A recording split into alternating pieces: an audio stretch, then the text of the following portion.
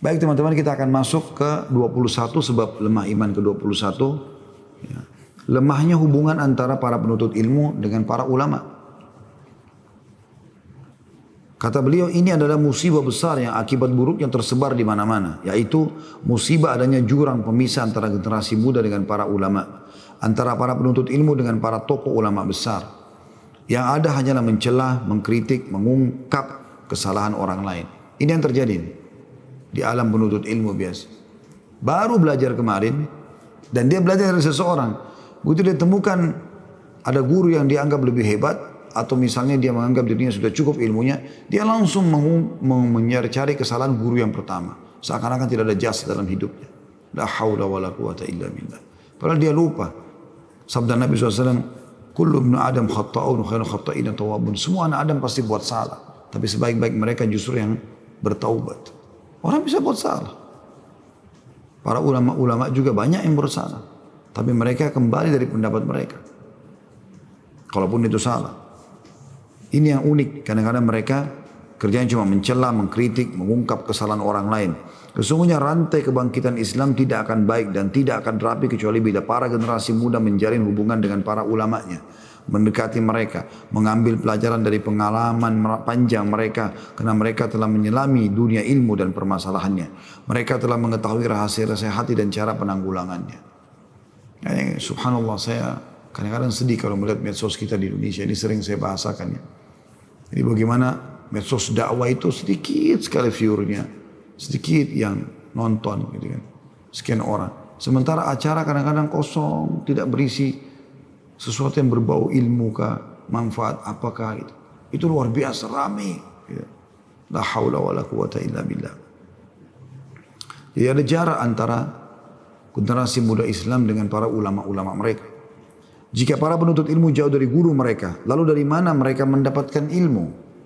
Dari mana mereka mendidik diri? Dari mana mereka mengetahui aib-aib dan kekurangan mereka sendiri? Dari mana bisa mereka mengenal Tuhannya?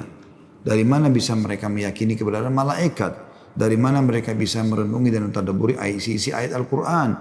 Dari mana mereka bisa mengetahui dan merenungi tentang adanya alam barzah, ada siksa kubur, ada nikmat kubur, ada hisab hari kiamat, ada surga dan neraka. Oleh karena itu, kata beliau, Anda sering mendapatkan di dalam kehidupan orang yang konsisten atau istiqamah, ketika mereka menjauhkan diri dari para ulama, Anda akan temukan perpecahan dan kekacauan yang kadang mengancam kelangsungan kebangkitan Islam. Ini subhanallah di zaman kita sekarang banyak sekali. Nah, ini penyakit biasa. Mereka baru belajar sedikit, tiba-tiba mereka menjauh dari guru-guru mereka. Tidak akan mungkin kita bisa belajar teman-teman sekali, dua kali bertemu. 10, 20 kali, 100, 200 kali. Kita tidak akan belajar maksimal dari guru kita kecuali kita belajar sampai mati guru itu. Kalau dia mati, maka ilmu yang dia miliki akan pergi bersama dia. Andalah generasi. Lemahnya hubungan antara penuntut ilmu dengan para ulama merupakan faktor penyebab timbulnya kelemahan sikap konsisten dalam kehidupan beragama.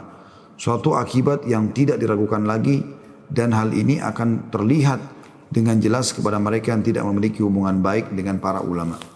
Tidak pernah tahu namanya ulama ini siapa, karangan bukunya apa, gitu kan. Tidak pernah sama sekali coba mengunjungi mereka, atau minimal rutin mengikuti nasihat-nasihatnya dan menyebarluaskan fatwa-fatwanya misal. Padahal termasuk keselamatan dalam mitologi belajar adalah belajar langsung kepada ulama. Sebab para ulama itu bagaikan bintang di langit yang dapat menjadi petunjuk. Mereka adalah hiasan bumi dan pewaris para nabi. Bagaimanapun angkuhnya seseorang, maka sesungguhnya ia tetap membutuhkan ulama. Dan ia wajib bersikap sopan, menghargai dan hormat kepada mereka, serta menjaga wibawah mereka. Jadi ulama itu luar biasa, orang-orang yang sudah mendahului kita untuk mempelajari hukum Allah subhanahu wa ta'ala. Kalau tidak, mereka tidak akan dapat julukan ulama. Dan mereka juga pastinya orang-orang yang lebih berusaha mendekatkan diri kepada Allah subhanahu wa ta'ala. Karena memang yang khusyuk dan tunduk kepada Allah adalah para ulama. Allahu a'lam.